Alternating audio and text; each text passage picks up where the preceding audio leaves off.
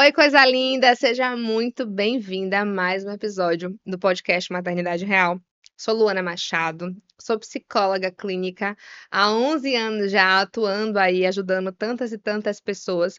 E depois que eu me tornei mãe, a maternidade mudou bruscamente a minha vida e também a minha vida profissional hoje. Eu tenho me voltado em acolher muito mais mulheres que são mães ou mulheres que querem ser mães. Então, se você é uma mulher que também é mãe, e precisa de acompanhamento psicológico, quer buscar suporte emocional, eu vou deixar aqui o link para agendamento de uma sessão comigo disponível na descrição do episódio. Basta você clicar e falar comigo, que eu vou ter a honra de poder lhe ajudar nesse processo.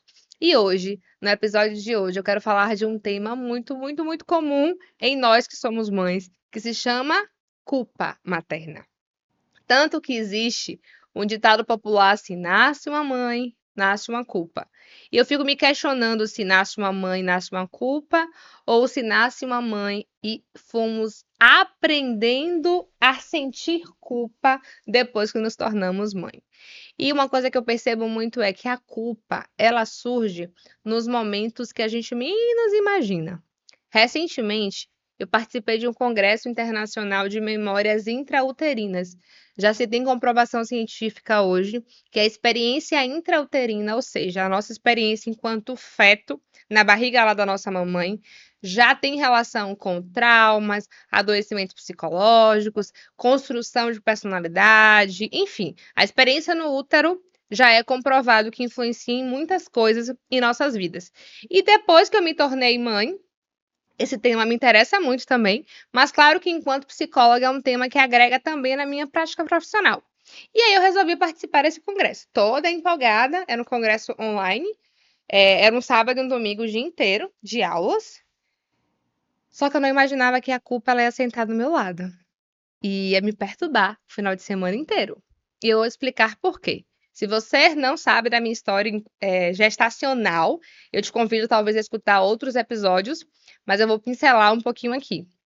Eu sempre idealizei muito, né, ser mãe, sempre sonhei com a maternidade romântica mesmo, de casada com um homem que eu amo, e vamos celebrar porque vamos ter um filho, e eu vou amar essa criança, eu vou falar com a barriga, e vai ser aquela coisa linda e maravilhosa. E não foi comigo assim. Eu engravidei em uma relação onde eu nem queria mais estar com a pessoa, conheci o pai de Benjamin, e logo ali no início percebi que não era a pessoa que eu queria para minha vida. E a partir daí eu resolvi focar na minha vida profissional, porque eu já estava ali a fazer 31 anos. Não vamos falar de idade. E eu estava bem na crise do meu Deus, já não vou fazer mais de 30 e não sou mãe, não sou casada. Ó céus, ó vida, ó azar, então vou focar na minha carreira. Me cadastrei para fazer um doutorado em Portugal na época, coloquei meu apartamento à venda, comecei a me movimentar. Tinha passagem comprada para 8 de junho para ir morar 3 anos em Portugal, fazendo doutorado em psicologia. E em março eu descobri a gravidez de Ben. Eu tinha conhecido o pai dele ali final de janeiro, algo assim. Mas logo no início eu percebi que não era uma pessoa que tinha um perfil que eu queria para uma relação, de seguir, noivar, casar. E antes da gravidez, eu lembro que eu já tinha conversado com ele sobre isso, né? De que eu ia focar nas minhas coisas, nos meus projetos, e que, enfim, não daríamos para seguir juntos. Até porque eu não estava conseguindo ter o principal para se ter uma relação: amor, admiração, enfim. A gravidez chegou. E que chegou nesse cenário completamente fora do que eu tinha idealizado. Então, a minha gravidez, a gravidez de Benjamin, foi completamente diferente de tudo que eu imaginei. Porque eu tive vários sentimentos que nenhuma mãe quer ter pelo seu filho: rejeição, infelicidade, frustração. Demorei muito tempo para me conectar com ele.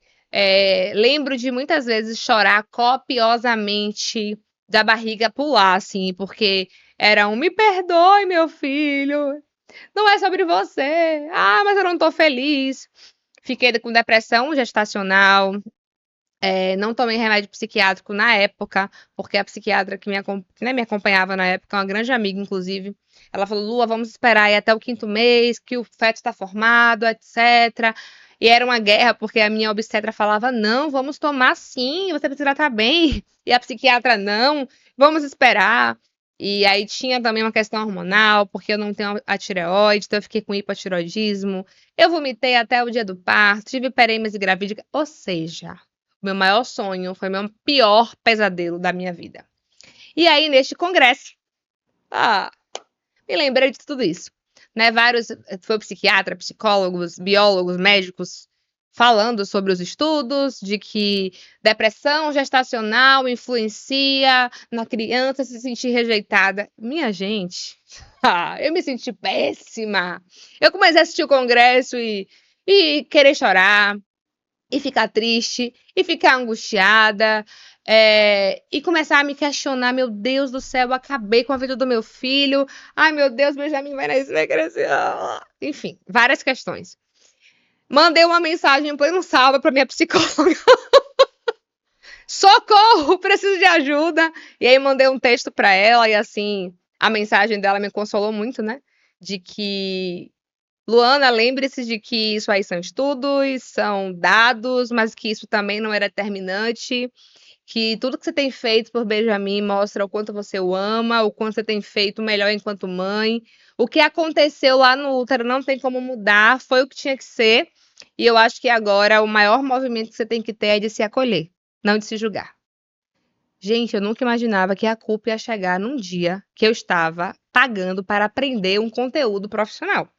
Tanto que isso repercutiu tanto em mim que eu não assisti o congresso no domingo, porque no final do sábado eu já estava esgotada. Eu literalmente, assim, o congresso me afetou enquanto mãe e me relembrou também da minha própria experiência fetal, né? De eu enquanto filha. Porque também a minha história da minha mãe me gerando foi muito semelhante ao que eu passei ali com o Ben, não no sentido de minha mãe não querer ficar com meu pai, não era disso, mas assim, na época meu pai estava em uma relação, meu pai e minha mãe eram amantes, ela engravidou e não quis também. Pensou muitas vezes em não me ter. Eu nunca pensei na época em não querer ter Benjamin. Nunca pensou na minha cabeça a questão do aborto. Mas minha mãe, na época, ela dizia que apertava muito a barriga para ninguém descobrir que ela estava grávida. Então, o congresso me afetou enquanto mãe, enquanto filha. Tô trazendo isso aqui porque, às vezes, esses sentimentos, eles vêm à tona em contextos que a gente menos imagina. E aí, recentemente, eu recebi uma mensagem de uma ouvinte também aqui do podcast, que ela colocou assim: eu gostaria muito que, se você pudesse, falasse um pouco de como nós, mães solos, podemos nos divertir sem sentir culpa pelo fato de não estarmos com a criança. Eu me sinto muito culpada quando eu saio e deixo a minha filha com outra pessoa. Eu me sinto que eu estou fazendo algo errado. Eu não sei explicar esse sentimento, mas eu gostaria de aprender a lidar com ele. E a minha resposta foi assim: eu quero te dizer uma coisa com muita honestidade e carinho. A culpa que você sente não é sinal que você está fazendo algo errado. É um sinal que você ama muito a sua filha. A culpa, muitas vezes, aparece justamente quando tentamos cuidar da única pessoa que o mundo manda a gente esquecer, que somos nós mesmas, né? E a gente tem que lembrar disso, assim. Eu também falei para ela aqui na mensagem de que a culpa, a mãe cuidar de si, aquela sensação de que está abandonando o filho, a mãe cuidar de si é uma mãe egoísta, é algo que a gente foi aprendendo também ao longo da história. De certa forma, a mulher, ao longo da vida inteira, ela foi aprendendo a se colocar nesse lugar de autoabandono, de autossacrifício. A mãe ideal é aquela mãe que abre mão completamente da sua vida em prol do seu filho. E aí eu falei para ela que a culpa também é uma questão de contexto histórico, social, cultural. Fomos aprendendo sobre isso. Mas a culpa em si, o sentimento de culpa em si, não é 100% ruim. Apesar de ser desconfortável sentir aquela emoção, a culpa vem como um sinal para eu avaliar meus comportamentos, avaliar o que eu estou fazendo. E é importante a gente usar a culpa como trampolim de mudança, não como algo que nos congele e nos paralise. Então, por exemplo, quando eu lembrei lá da minha experiência gerando bem, eu comecei a falar comigo, para lá. Eu não tinha nenhum controle o que aconteceu realmente, mas eu o amo muito, eu invisto muito nele, eu me dedico para fazer o melhor. Eu levei ele 1 ano para fazer fonoaudióloga, já estou procurando psicóloga infantil, para desde pequenininho ele aprender a lidar com várias questões. E aí eu comecei a me relembrar o quanto eu tenho feito o meu melhor enquanto mãe para acolher aquele sentimento de que, nossa, eu falhei eternamente, e isso vai marcar para sempre a vida do meu filho. E talvez você também precisa aí se relembrar de algumas coisas que você faz, não para, tipo assim, eu vou passar a mão na cabeça e dizer que, ó dó, ó, não fica se sentindo culpada. Não com essa perspectiva, mas a perspectiva de dar um novo significado a esse sentimento de culpa. A olhar com uma outra perspectiva, a olhar de uma outra forma para esse sentimento de culpa. Entendendo também que socialmente, historicamente, nós carregamos esse fardo, esse peso de tudo ser culpa da mãe. E a gente precisa sempre relembrar que o pai, ele faz parte do processo. Nesse congresso que eu participei, eles falavam muito sobre isso, assim. Apesar de socialmente a gente colocar um peso muito grande sobre a mulher, quando a gente pensa em uma questão biológica, nós somos compostos de 50% da genética do pai e 50% da genética da mãe. Ou seja, se biologicamente falando existe uma divisão na constituição daquele sujeito, por que a culpa, a responsabilidade, o compromisso e tantas outras coisas se tornam um peso maior da mãe? Se biologicamente existe uma divisão, porque a gente não começa também a pensar que as outras partes, os outros componentes, cuidado, investimento financeiro e tantas outras coisas também precisam ser divididas e rateadas. E isso não tem a ver com eu quero ser. Eu vou colocar a responsabilidade só no pai e vou me eximir. Não é isso. É uma questão de que ele também, o genitor, o pai, também tem responsabilidades e cuidado. Engraçado que a gente fala muito sobre culpa da mãe e não se fala de culpa paterna. Eu, pelo menos, nunca escutei ninguém falar sobre a culpa do pai, né? Assim, a gente precisa começar a contribuir para essa desconstrução de que sempre é a mãe, a culpa é da mãe. Uma das minhas ouvintes aqui do podcast também, uma querida, que também é aluna do Florescer, a Thaís, esses dias eu falei sobre culpa materna nos meus stories, e ela botou assim, Luana, engraçado que quando eu deixo minha filha na casa da minha mãe ou da minha sogra, eu já tô ali me matando de culpa às vezes, porque, tive um tempo pra mim, dormi, fiz alguma coisa. E o meu marido, que também é pai, tá de boa na lagoa. Eu fico às vezes cheia de raiva, porque enquanto eu estou com muita culpa, ela tá bem. Pra que ficar se preocupando? E assim, eu falei pra ela, olha, vamos pensar que, biologicamente falando, o seu marido tem um funcionamento cerebral diferente de nós mulheres, e que é verdade também.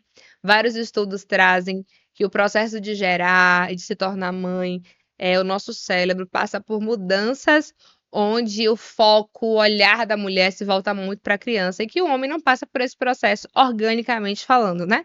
Não estou dizendo que ele não tem conexão com o filho, não é isso. Eu tô falando que, biologicamente falando, nós mulheres passamos sim por algumas mudanças que acaba influenciando mais nessa nossa conexão afetiva com os nossos filhos. Aí eu falei pra ela, coloca a culpa na genética, na biologia, para você ter um pouco mais de leveza com relação ao seu marido.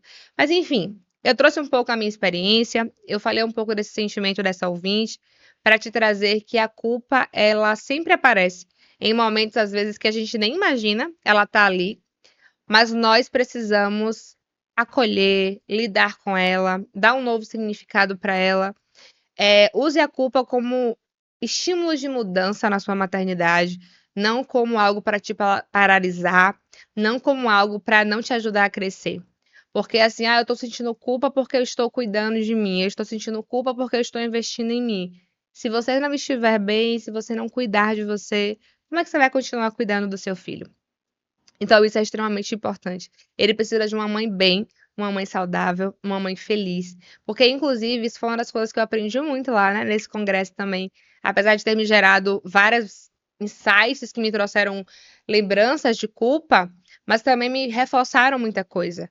o quanto que uma mãe bem, uma mãe feliz, uma mãe saudável reflete também no bem-estar psicológico e emocional dos nossos filhos. E é isso, eu espero que você busque cada vez mais se cuidar e se ajudar e focar em você para que seu filho também esteja bem. Um beijo, lindeza. Até o próximo episódio. E eu estou por aqui caso você também queira sugerir algum tema para que eu possa gravar nos próximos episódios. Um beijo.